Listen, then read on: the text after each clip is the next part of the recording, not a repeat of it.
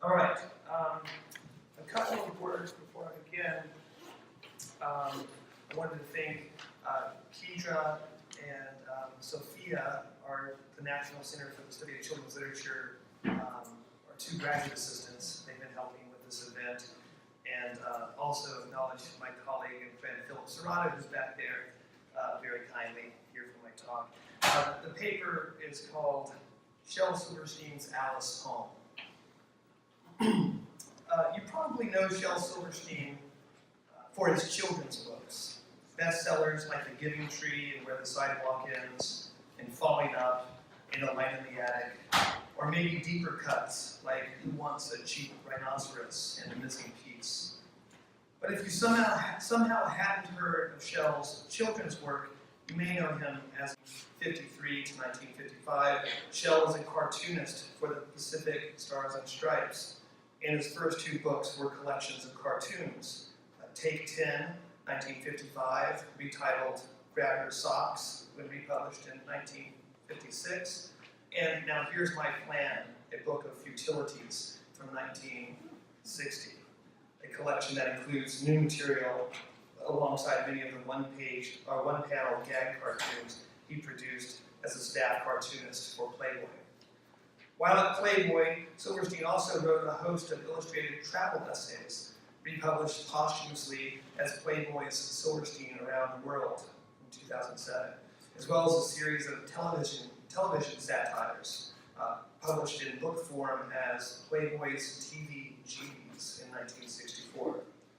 Shel was also a bibliophile, a student of book design, and a great collector of books, not unlike Edward Gorey.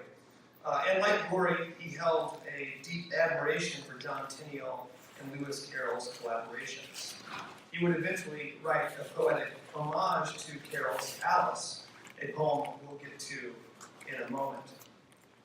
But if you don't know Silverstein as a bibliophile or a cartoonist or a children's book author, well, then chances are you've encountered Shel's stuff without realizing it was his. And most likely the work of his that you encountered was his music, his songs, as some of his music rests so deeply in the cultural consciousness that many people don't know they know it until somebody points it out. You might recall Dr. Hook and the Medicine Show's cover of the Rolling Stone. He confesses, "We take all kinds of pills, it gives all kinds of thrills, but the thrill we've never known is the thrill that'll get you when you get your picture on the cover of the Rolling Stone." Yeah. If not, then maybe you remember that Johnny Cash number about a boy named Sue. He'll tell you, life ain't easy for a boy named Sue. Or how about Cash's hit 25 Minutes to Go, the one about a prisoner's final 25 minutes at the gallows, the verses counting down 25 to 0 as our hero waits for the switch to be pulled. Now they're testing the trap, and it chills my spine, and the trap and the rope, they work just fine. 11 more minutes to go. Well, Shel's the bald-headed raconteur behind all three.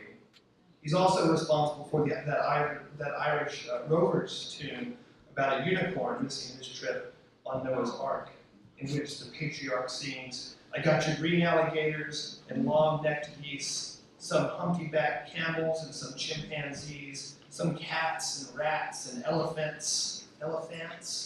But Lord, I'm so forlorn, I just can't see no unicorns."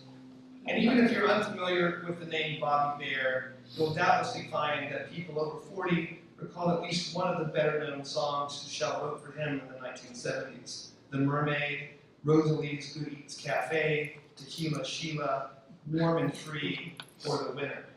You guys know The Winner? That's a pretty famous one. Shel's written for or had his songs recorded by Belinda Carlisle, Marianne Faithfull, Emily Harris, Gordon Lightfoot, Loretta Lynn, Lucinda Williams, and a host of others. Even indie darlings like My Morning Jacket and Andrew Bird and Dr. Dog have recorded his work. Shel is what you could call a songwriter's songwriter, getting to start singing standards with the Red Onions, a staple of Gene Shepard's Variety Act, and that's the Gene Shepard from A Christmas Story. thing. And then as part of the Greenwich Village folk scene in the 1950s, where he'd write a song for Larry Moyer's neglected Beat Jim, The Moving Finger, from 1963, a film in which Shel also appears. Shel hung with the West Coast Freaks alongside the boys in Dr. Hook and the Medicine Show, and eventually set himself up in Nashville, where he'd come to meet Johnny Cash. Shel was so respected as a songwriter that Bob Dylan himself trekked to Shel Silverstein's San Francisco houseboat in the Sausalito Bay to get his opinion on some songs that he would originally record as blood on the tracks. Dylan sat down, picked up a guitar, and played through every song from that now classic LP. Shel Silverstein approved. Shel also wrote songs for the unwatchably bad Mick Jagger film, Ned Kelly. Waylon Jennings and Chris Christopherson take care of the singing. The soundtrack's not too bad, boy, that movie. As well as the better than his reputation Dustin Hoffman picture, Who is Harry Kellerman and why is he saying those terrible things about me? Shel even has a cameo. Hoffman joins him and the guys from Dr. Hook on stage at the Fillmore East for a quick song early in the picture.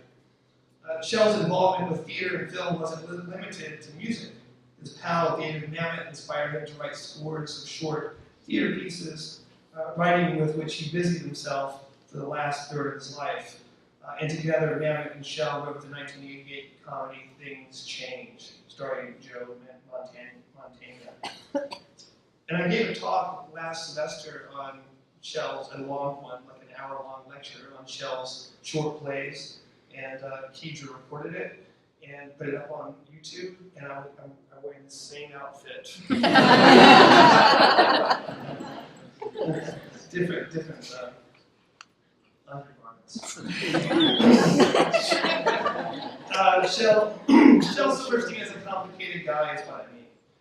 Beloved writer and illustrator of children's classics, and rakish contributor to Playboy magazine, and writer of edgy songs and lewd comics for adults. Now, a plethora of Silverstein's songs involve drug use, including alcohol, and are rooted in a very precise understanding of drug culture and the pharmacological effects of various intoxicants. The humor of some depending on such knowledge, and indeed the audience's awareness of the ins and outs of drug use. We're getting closer to the Carroll stuff. Consider, for example, the lyrics to The Dope, a piece included on an undated demonstration recording, commonly referred to as, forgive me, Fuck 'em, and likely dating to the late 60s and early 70s. It's called Fuck 'em because the first track on this demo recording is a song called Fuck 'em, so that's what people call it. I'm just going to say Fuck 'em. Forgive me for that. The Dope, this song, The Dope, climaxes with hyperbolic details of a life ruined by dope.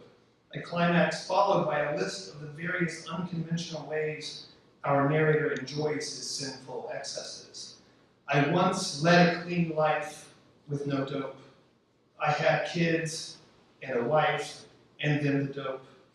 I sold all my children, my wife's gone insane, I've broken my body, rotted my brain, sniffed LSD, and I smoked that cocaine. I shot marijuana into my vein, but oh, I would do it all over again for some dopey dope. Wow. Thank you.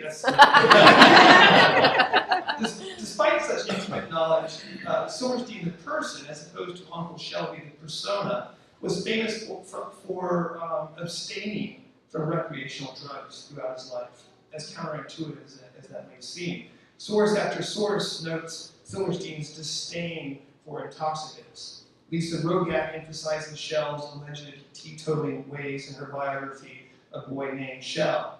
For instance, she writes, Shel's drug of choice was espresso. On occasion, Shel would pretend he drank something harder than espresso, like the days in the village when he'd nurse a glass of wine for the entire night. She goes on to argue that Silverstein's performance of this persona sometimes demanded more from him than simply nursing a glass of wine. On one occasion, so the story goes, Silverstein was in Nashville cutting some demos with a full band of studio musicians. And Shel had a pint of peach brandy that was about half full hanging out of his back pocket. When someone made a comment about it with surprise, because Shel was never known to drink, Silverstein admitted to his confidant that he wasn't drinking, explaining that he bought the brandy earlier only to pour out half of it so that the pickers would think he was drinking. The implication is clear. Although a teetotaler, Shel worried the other musicians would think him square should he admit to his evidently unhip embrace of the clean and sober lifestyle. However, Shel did drink, just as he smoked marijuana regularly, even after he retired to Key West, Florida, probably even into his dying day. In his memoir, Silverstein and Me, Shel's old friend Mark Gold, who lives here in San Diego, relates story after story of his drinking to excess with Shel, mostly during the years that Shel lived at or near the Playboy Mansion in Chicago, Illinois. In an interview with Marv, I learned that yes, Shel cut back on the boozing and drug use after distancing himself from the debauchery of the Playboy Mansion, but he still drank occasionally. Although the older he got, the less and less he'd drink, preferring pot's mellower buzz and hangover-free mornings to the more punishing effects of spirits. In a letter Silverstein wrote to Marv from Key West, he bemoans the blue law, which prohibits the sale of alcohol on Sunday. And Marv showed me this letter. He's got a ton of them. But Shel continues, who cares? I don't drink. However, he goes on to note in the letter that one of the benefits of living in that fair city, Key West, was the ease with which one could procure weed. On the other hand, he writes, I do partake now and then, and there's no shortage of dealers down here, mixed for more than one happy hour. Shel's experience with intoxicants went well beyond pot and booze. Of Shel's life at Playboy Mansion, Marv writes, there were parties every Friday and Sunday for as many as 1,000 guests. A cross-section of the world's top celebrities was here. Prime ministers, royalty, financiers, and statesmen, including leading literati, theater, film people, and artists. No introductions were needed. Shel recognized them all. He listened and learned from them. He absorbed their interests and tastes for fine wines, music, women, and drugs. Not acid, but the rest. Grass, hash, coke, peyote. Like you won't touch the acid.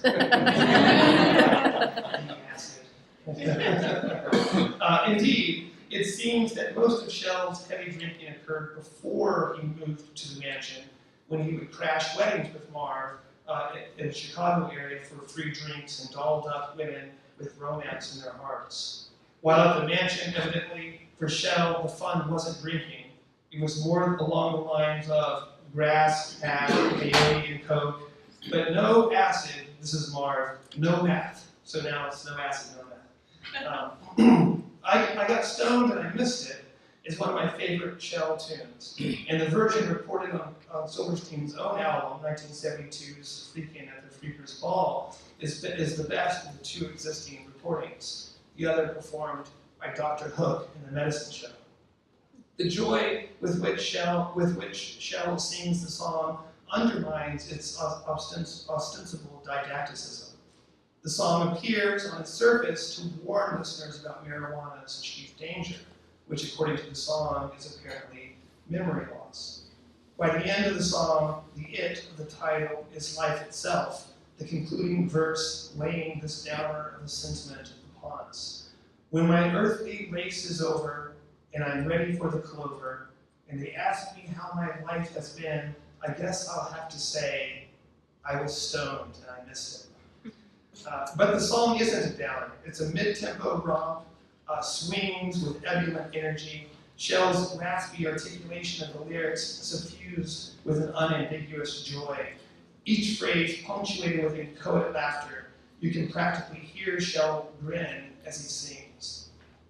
speaker of I got stoned and I missed it may have missed out on what we're supposed to find meaningful in life, but he ain't making no excuses, as the song says. He loves getting high. The song opens with this. I was sitting in my basement. I just rolled myself a taste of something green and gold and glorious to get me through the day. When my friend yells through the transom, grab your coat and get your hat, son. There's a nut down on the corner giving dollar bills away. But I sat around a bit, and then I had another hit, and I rolled myself a bomber, and I thought about my mama, looked around, fooled around, played around a while, and then I got stoned and I missed it. I got stoned and I missed it. I got stoned and it rolled right by.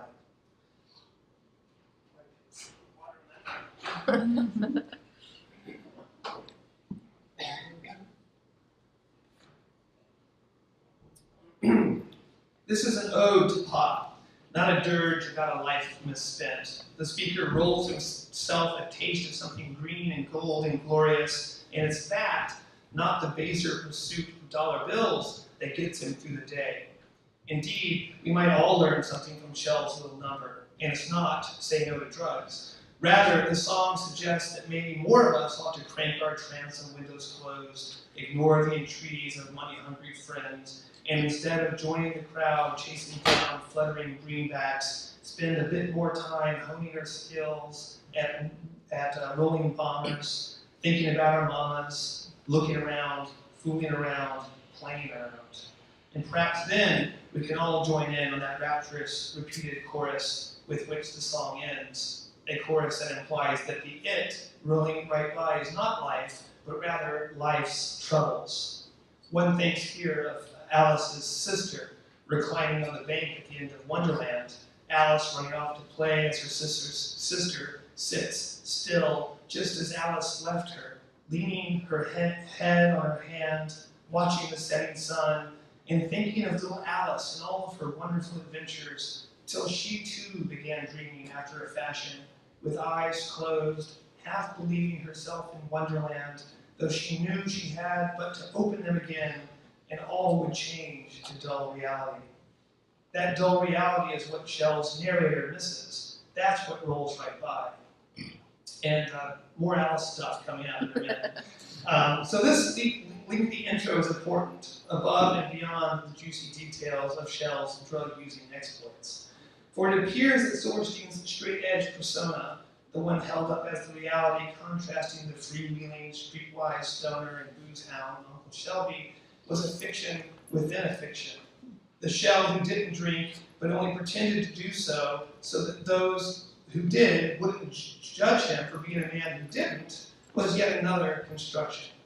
The less exciting reality is simply that Shel was neither an addict nor a teetotaler, but rather just a guy like so many others, one who did a considerable amount of drinking and drugging while a young man, but who mellowed out in his later years, a mellowing out that still allowed for a J or two, a glass of wine every once in a while, an occasional snifter of scotch.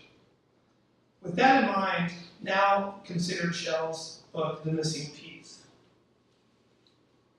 I've got right here. I'll pass this around. You guys can take a look at it. With its spare, poetic text and Pac-Man-like protagonist who rolls around a minimalist black and white countryside looking for its missing piece. According to its jacket, the book is a touchingly told fable that gently probes the nature of quest and fulfillment. Perhaps, but the book also describes Shel's playboy lifestyle, one that implies that the pursuit of life's pleasures is ultimately more fulfilling than a long-term relationship. When our androgynous protagonist finds its fit, it also finds that it can no longer sing at all, nor stop to talk to a worm or smell a flower, nor pause to allow a butterfly to land on it as it once could. Unable, if you will, to chase white rabbits, and thus it rejects its perfect fit. The book ends with our hero singing a song about seeking its missing piece, the poetry possible in the pursuit, not the achievement of a goal. Oh, I'm looking for my missing piece. I'm looking for my missing piece. Heidi-ho, here I go, looking for my missing piece. Additionally, Silverstein appears to be having fun reversing or simply confusing our expectations, as one could argue that the missing piece takes the point of view of a woman. The missing piece slips into our heroine in an undeniably phallic way. There's no double standard for Silverstein, i.e. the pursuit of rabbits, Playboy rabbits or white rabbits, is not just for men. Which brings us at last to the Carroll connection. Silverstein's poem Alice, From Where the Sidewalk Ends, in 1974, has a similar theme. It's a short 6-line thing, and I'll read it in a moment. But first, let's recall, and I know all of you here do, Grace Slick's song White Rabbit. Slick likely wrote it in 1965, which was coincidentally Wonderland's 100th anniversary, while writing and performing in the band The Great Society. It's an acid rock group based in San Francisco, where Shel Silverstein was living at the time, on the Sausalito Bay, in that houseboat. Slick went on to record the tune with the band Jefferson Airplane for their 1967 album, Surrealistic Pillow, White Rabbit reaching number 8 on the Billboard Hot 100, their second song to do so. In a 2011 interview with the Wall Street Journal, Grace was asked about the song's eponymous rabbit. The white rabbit, a metaphor for drugs, the interviewer asks? Not exactly, she replies. It's about following your curiosity. The white rabbit is your curiosity. Alice follows him wherever he goes. He leads her to drugs, though, and that's why the song was written. Hey, all major children's books do this. In Peter Pan's, sparkle dust lets you fly. I love that she calls it sparkle dust. In The Wizard of Oz, they awaken in a poppy field to see the beautiful Emerald City. Our parents read us stories about chemicals that make it possible to have a good time. And having a good time is something of which Shel Silverstein definitely approved. It says so in black and white on the author's note on the back of the sidewalk itself, the book in which his Alice poem appears. The note reads, Shel Silverstein is the author of The Giving Tree and many other books of prose and poetry. He also writes songs, draws cartoons, sings, plays the guitar, and has a good time. And so at last, Shel Silverstein's Alice poem. Brace yourselves. She drank from a bottle called Drink Me, and up she grew so tall. She ate from a plate called Taste Me, and down she shrank so small. And so she changed, while other folks never tried nothing at all. I like Shel's, that's it. Hold your applause. I expected that he would cry a little more. I like his exclusive use of pronouns in the poem. Alice mentioned by name only in the title. The poem is unillustrated, so it depends on our knowledge of Carroll, or perhaps of Grace Slick and the Jefferson Airplane, to make sense of the poem. Although even if somehow we didn't recognize Alice, the poem still makes a kind of sense. Better to try something than not. But most would have known Alice, and most still do. And using one of the most well-known female protagonists in children's literature, Lewis Carroll's young Alice, as a means of articulating this admittedly hedonistic worldview is clever, as it somehow manages both to forestall and to encourage a less than, shall we say, innocent reading of the poem. A tension at the heart of Shel Silverstein's Janus-like persona. The one-faced, drug-addled persona Uncle Shelby of Playboy and songwriting fame, the cool, devil-may-care cat who wheezed songs like Fuck 'em and I Love My Right Hand, and I Got Stoned and I Missed It. And the other face, I'm not going to read you lyrics when I Love My Right Hand. And the other face, the big-hearted children's writer who wrote The Giving Tree and Hug-a-War. I will not play at tug-of-war. I'd rather play at hug-a-war, where everyone hugs instead of tugs. And writes, as we see in the back of the missing piece, touchingly told fables that gently probe the nature of quest and fulfillment. This latter face is summoned by the use of Alice, a beloved icon of children's literature, and symbol of childhood fantasy and play. As Carroll writes in his dedicatory poem, Alice's tale belongs where childhood's dreams are twined in memory's mystic band, like pilgrims withered wreath of flowers plucked in a far-off land. Whereas the former face is evoked by Alice's role as an icon of 60s drug culture, repurposed again by Grace Slick as a feminine recall. While one pill makes you larger and one pill makes you small, those that mother gives you don't do anything at all. And that's the end.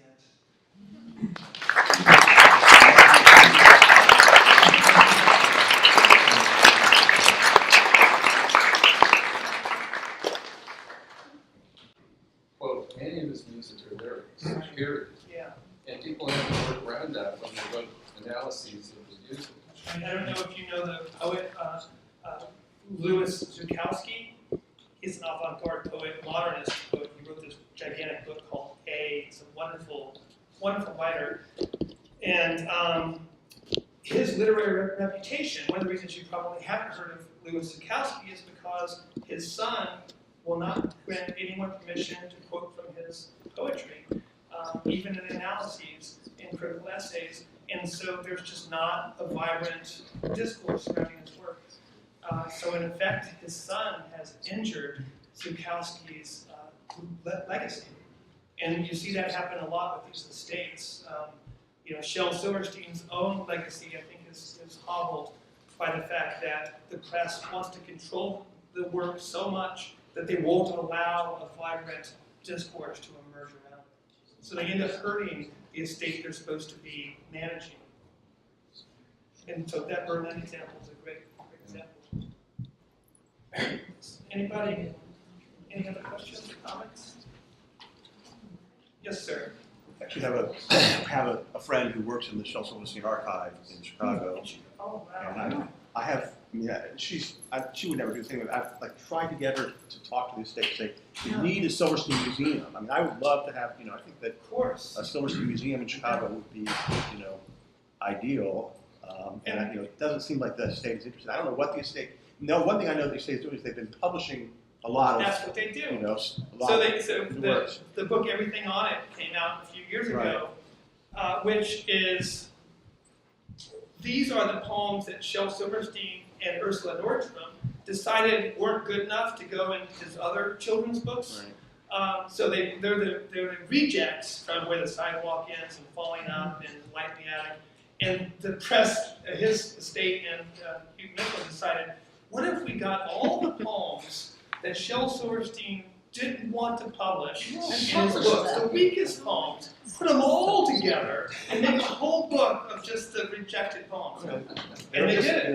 But I'm sure it sells. I mean, the Ronnie Babbitt poems are funny. The Ronnie Babbitt book, Shel Silverstein worked on for years and years, and just never kind of got it quite right.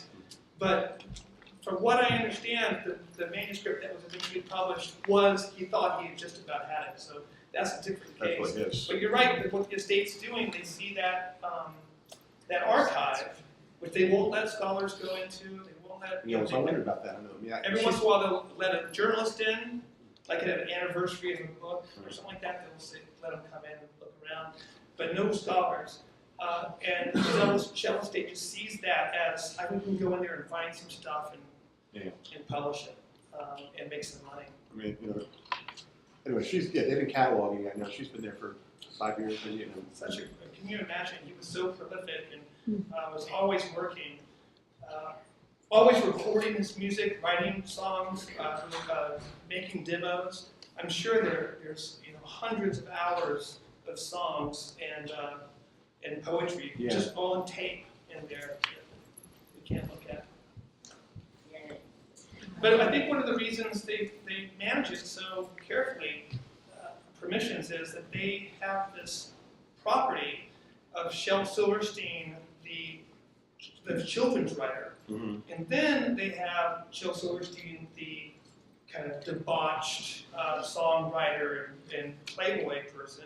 And they don't want these two Shels mixing. And never usually meet. That's right, yeah. So they release the albums and stuff, But whenever they talk about his children's work in press releases and stuff, they never bring up his songs. Any other comments, or is it about time for a break? Well, I'm gonna jump in for Yeah, a minute. please. So